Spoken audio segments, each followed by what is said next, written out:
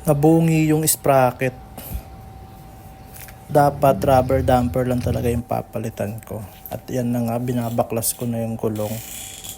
Tapos pagtingin ko sa sprocket, napansin ko may bungi na pala. Marami na pala siyang bungi, ngayon ko lang napansin.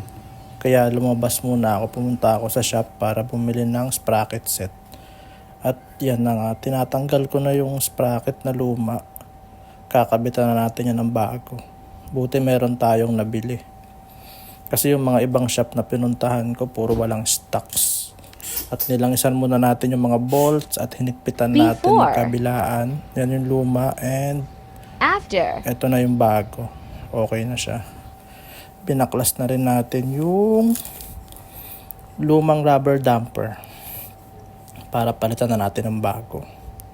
Para mas smooth din yung shifting. Yan yung luma, wasak-wasak na. And ito na yung bago, goods na. Tapos sinabay na rin natin yung kadena and front sprocket para sabay-sabay na. And napakadumi na rin pala nung kabitan ng front sprocket, kaya nilinis na rin natin. And after nyan, kinabit ko na yung gulong.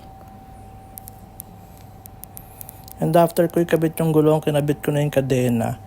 At magbabawas din ako dyan ng kadena dahil sobrang haba. Okay din pag meron kang mga tools. Yung tools na yan, nabili ko lang sa Shopee. Huwag kakalimutang ilagay yung mga lock para safe. Diyan sa may lock ng kadena, gamit lang kayo ng long nose plies. And pag na-lock nyo na, okay na.